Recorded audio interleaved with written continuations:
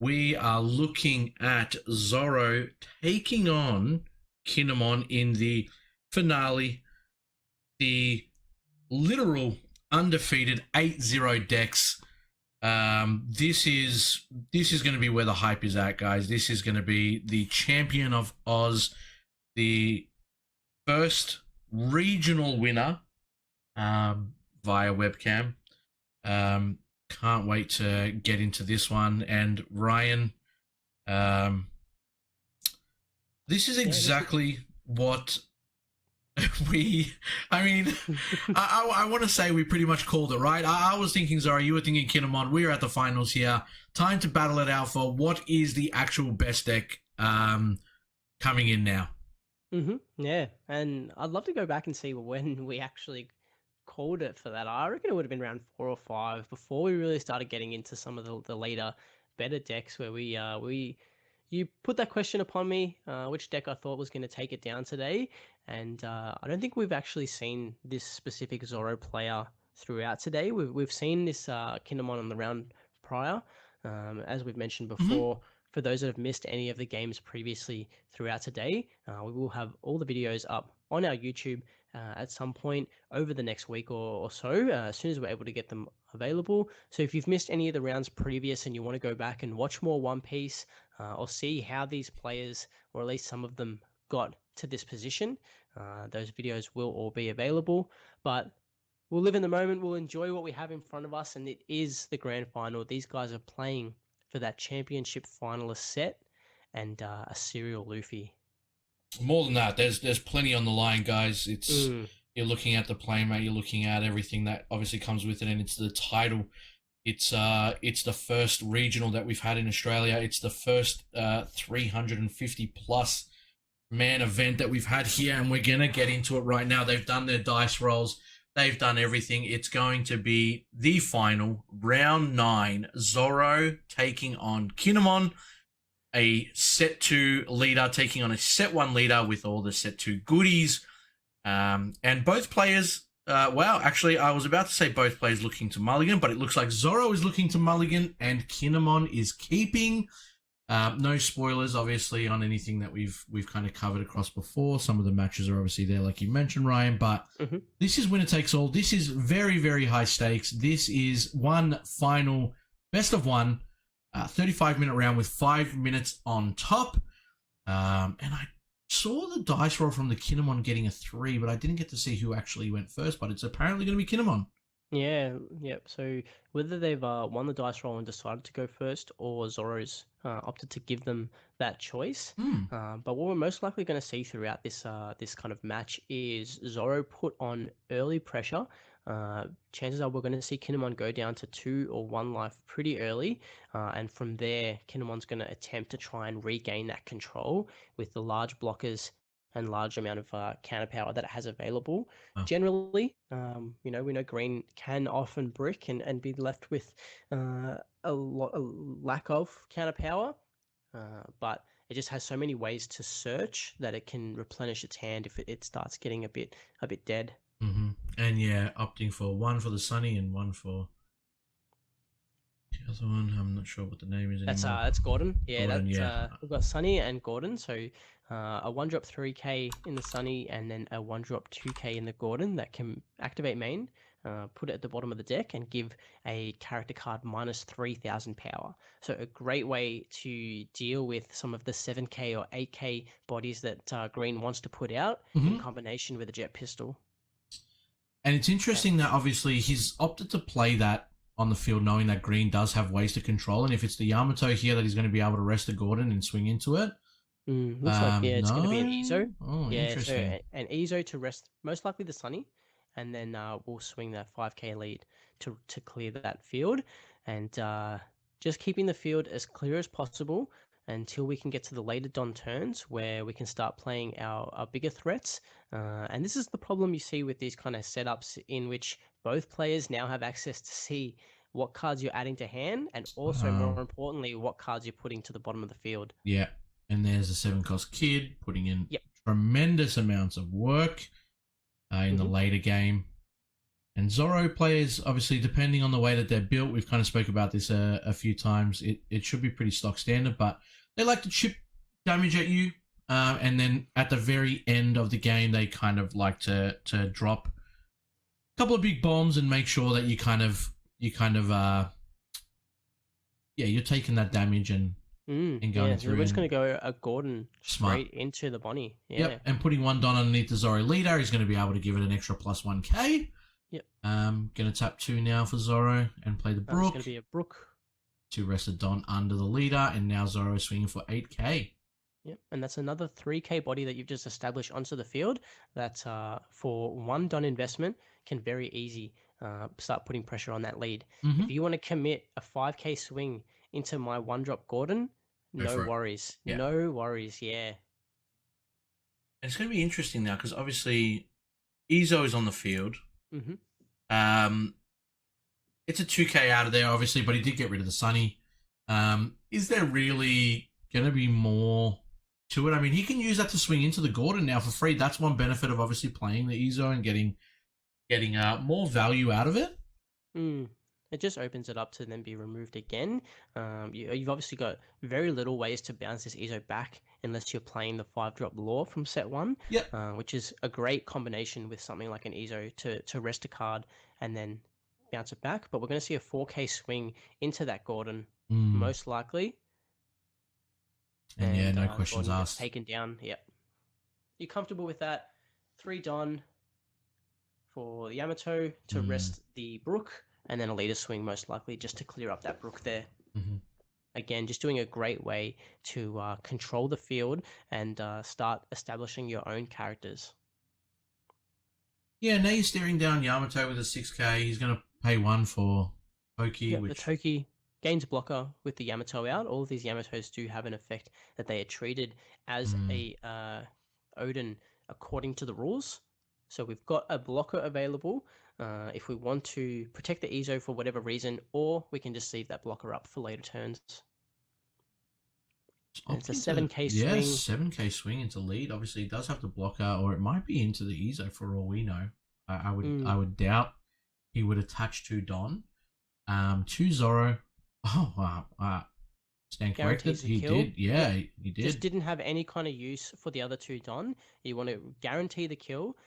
You remove the Izo, you jet pistol the Yamato. This Toki is no longer a blocker unless you're able to set up another Yamato or an Odin, which I don't think you have access to this turn, being at 7 Don. But at the same time, now your 7-drop kid is a little bit more safe when 1 jet pistol has been removed. The chances of you being able to find another one with a hand size as small as Zoro's is very unlikely. And we're going to see it here now. Like, Zoro's not really playing that field that we're accustomed to, right? Like, it's just kind of doing its own thing. He's now deciding if he wants to activate it. Wow. And there it is. Yeah, so 2 jet pistol gone. Now some of your 7, 8 cost threats are very comfortable to sit on the field, and it's very unlikely that they're going to get removed. Yep. I mean, it might not get removed, but obviously Zoro has the ability to play so many bodies and obviously put some pressure on that it's going to be at a point where Kid is going to need to block 1 or 2 of those. But until then, you've got access to a free 7k blocker. Yeah, exactly right. And, Zoro's obviously going to put 1 underneath it, as always, for every turn. He might just opt to put 2 to make sure that it does go 7, and then kind of you either take it or you have to waste a card from hand to make sure that the kid doesn't obviously die. Yeah, and now you need to pressure these attacks at a minimum of 7k just to prevent that free block from happening on that 7-drop kid. So you're already requiring an additional Don. That's Zoro's going to put 1 generally when you have a field on, but now it's just you need to put that additional 1 or you're not going to get value for your attacks. And he's just decided to take in now Rush Zoro coming in. He's going to put 1 more Don underneath it to make it 7 with the leader, making it 8. And then he's going to swing. So again, you want to block that. You're going to have to now use a 2k combo because you didn't stop the 7k that came from lead. Yep. More than likely, this is going to be the last attack for the turn. So you're comfortable to set up that block and counter out with the 2k. And now we Yeah. see the 7-drop kid put in all of its work in which where it can freely attack into this Zoro Yeah. and still have access to block on the following turn. Yep. Absolutely. So the leader Kinemon obviously still is currently active with its ability. Since there only is one character on the field. It just depends how he decides to play this. He could actually very well play another Yamato and then rest the Sunny and then kind of just control the board again. If that's how he wants to play it. There's no Don active on the Zoro side of the field. He does have 3 cards in hand. Probably not really anything that you can really do in terms of, you know, negating some of these swings. But he's opting to go for just the leader check, 5k into the rush throw and just gone. Yeah, cause he knows if I can get a card out of hand here, it's more important. I've got an AK swing. Yep. Immediately going into that Zoro. So you just opt to lose it here. You take that life. We could see 7 Don just to play the 8-drop Odin here. Yeah. And there it is. Wow. No questions asked. Just drop it in. Now he's going to be able to restand, which he hasn't yet. But it will. Just some of those final game jitters. But there it is. We see the restand and the 7-drop kid.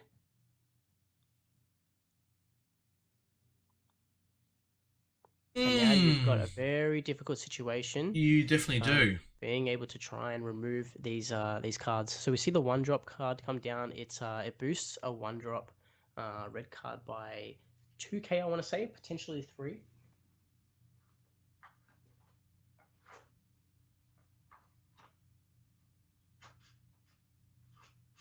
And yeah, he's going to be able to play. He does actually manage to find the white beard, so that's going to give him a little bit of breathing room. But I don't know how much it's actually going to be able to do for you, because we've still got a 7k leader. I mean, you've still got an 8k Odin that's going to be able to swing twice if you really wanted to. It's sure the leader's 7k, but he's happy. He's happy to keep swinging into this now. Like he's not really too phased. Still got to get a 2k out of the hand if he wants to make sure that he doesn't take any damage from that as well. So yeah, you just don't have the hand to compete with what's on the field. Absolutely not. And obviously he plays the Magra, which is, you know, up to one of your red characters with a cost of 1 gains 3,000 power during this turn, which was the Sunny, which he used to swing in. And I think it got comboed out by the Jewelry Bonnie. So no damage taken. Leader was also 7. Yeah, I think we saw the block on the Sunny and then the 7k swing into the 7-drop kid, and that was answered by the Bonnie.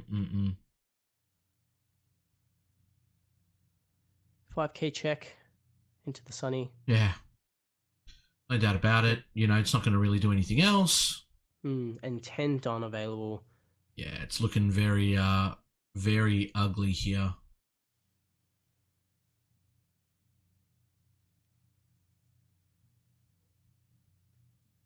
And this is the power of Kinemon. Just the control that it can put on with all of its rest effects and things like that to keep that board clear. And we've seen 2 jet pistols come from Zoro just to be able to try and answer the board that Kinemon is threatening. But everything was just far more cheap and better than what the Zoro was playing. I mean, it's one of those things, right, where Zoro didn't... I don't know if this Zoro does run it because we haven't seen it all day, but I'm not sure if it's running Nami. I'm not sure if it's running any searches. I'm not sure, like, the way that his deck is built.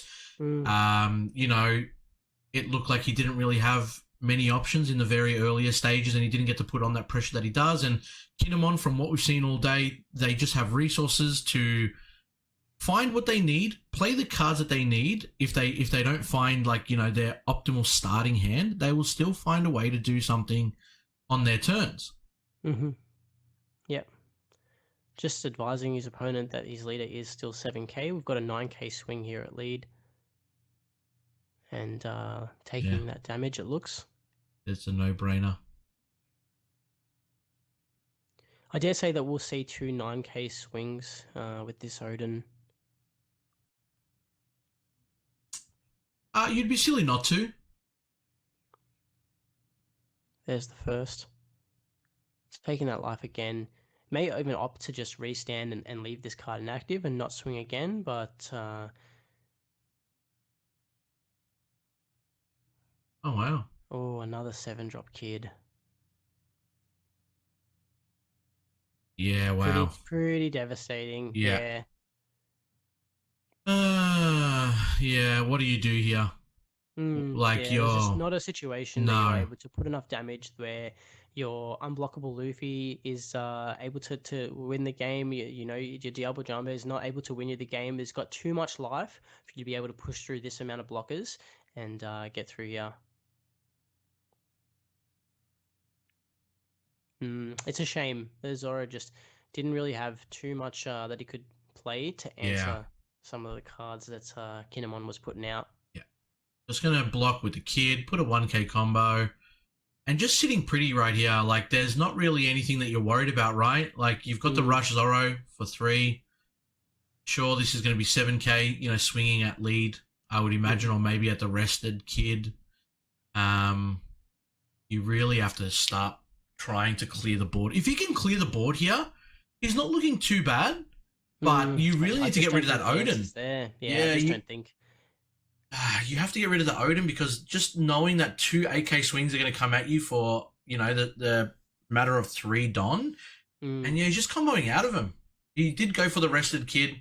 Now he's going to go 10k swing. I would imagine he's going to try and go for the Odin. You're just going to block the Odin and not even drop, and yeah, another 3 cost comes out. So you're much better to remove the blocker. Another 7k swing. Yeah, I guess this one Zoro? goes into life. I mean, it has to, right? And if he decides to block, you just take that damage. You've got no blockers available. I'll just close out the game on the following turn. Yeah, you're happy to take that all day. Yep.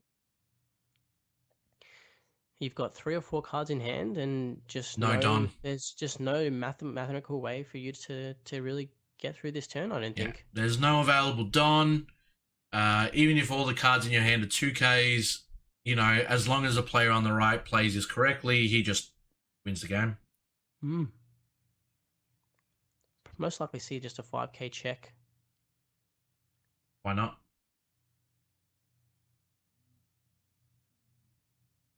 Not even. Opting to just go with the Odin first and see what. 11k restand, 11k again, I would imagine. Or maybe just, yeah. Here's the 5k check. Dwindle the hand down. Yep. Do you have a 1k? Yeah. And then that's what, 3 cards left in hand for Zoro. Yeah, not even opting to put the Don under the 7k. We're just going to swing straight 7. 2 cards left. And close this untap 3, attach the rest. Yep. Yeah, and what do you do here? Like, he's on 15k, swinging for game. And yeah, 2 cards in hand. Yeah, that's it, done. Oh, he had another Jet Pistol in hand, but he couldn't really do anything with it. Wow. And that's it, guys. Jono takes it down.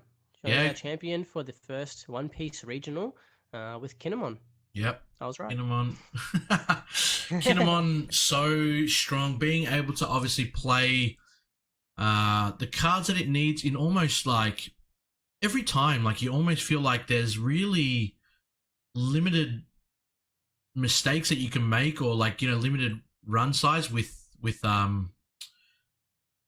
Kinemon, right? Like, at the end of the day, it's just like you're not really seeing much issues.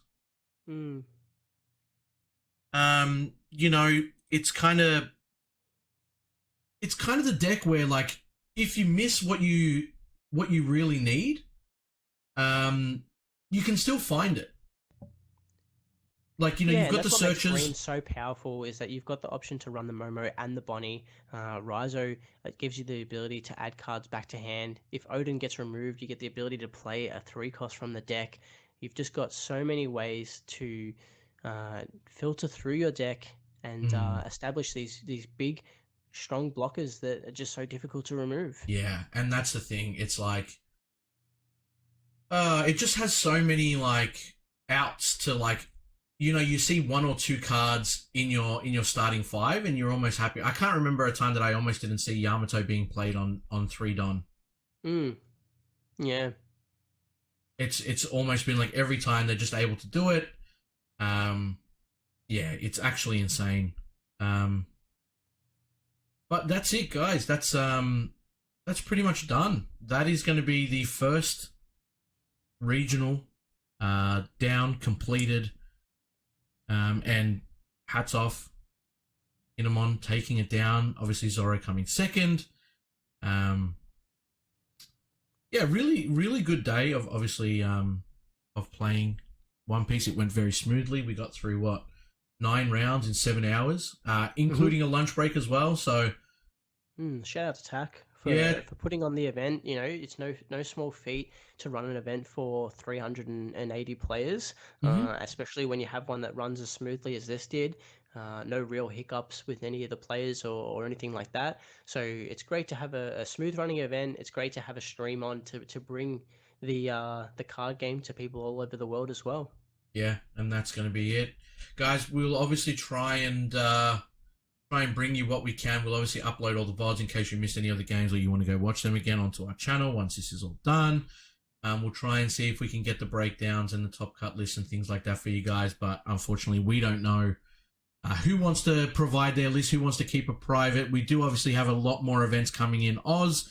We have one almost every month. Some will be in person, some will be online, so these people might want to keep it private, so there's nothing that we can kind of do on that.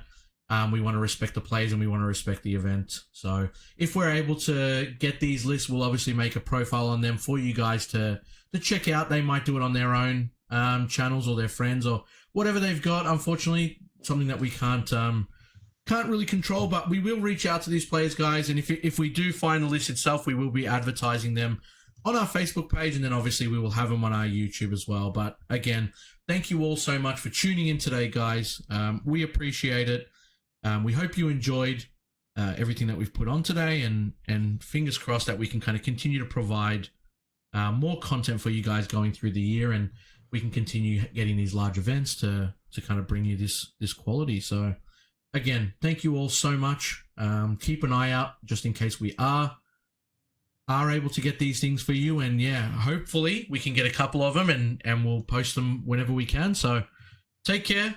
Thank you again so much, and yeah, shout out to TAC and everyone that put in a lot of effort to this day today, the judges, you guys watching, all the players today, and of course yeah, everyone else. So yeah, and the team at Double Sleeve to be able to put this together. Yeah, we try, but all right, guys, thank you so much.